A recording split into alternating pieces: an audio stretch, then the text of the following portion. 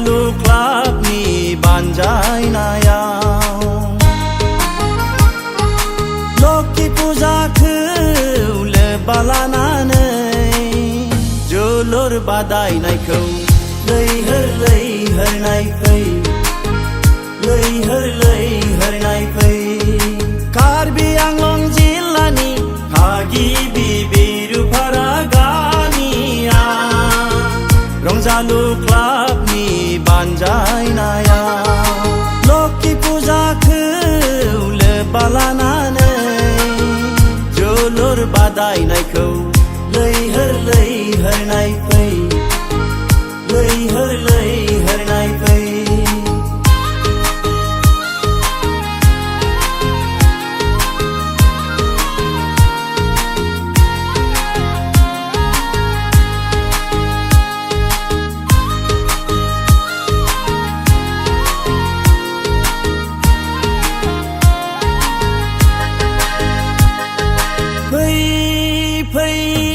जोलुर खेल नायगिरि जोलुर खेल मोजां मोनग्रा रायजो राजाफोर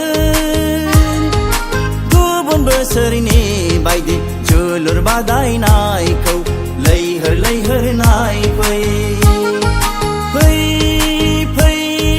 जोलुर खेल नायगिरि जोलुर खेल मोजां मोनग्रा रायजो राजाफोर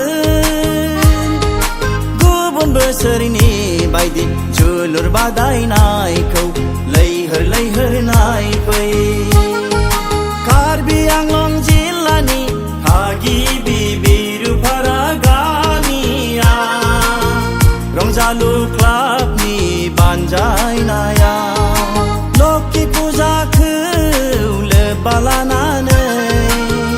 जोलुर बादायनायखौ लैहोर लैहोर नायफै लैहोर लैहोर नायफै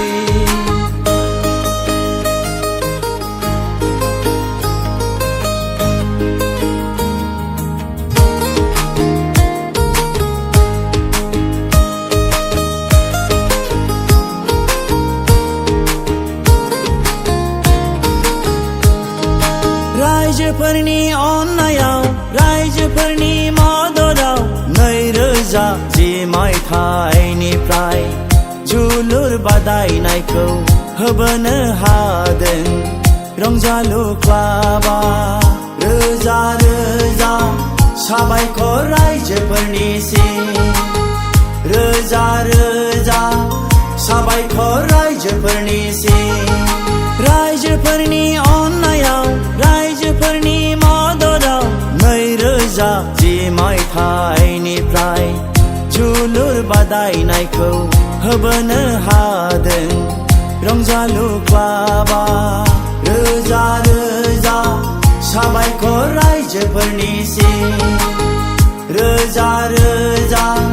साबायखर रायजोफोरनिसिम कार्बि आंलं जिल्लानि थागिबि बिरुफारा गामिया रंजालु क्लाबनि बानजायनायाव लोक्षि फुजाखौ लोब्बा लानानै जोलुर बादायनायखौ लैहोर लैहोर नायफै लैहोर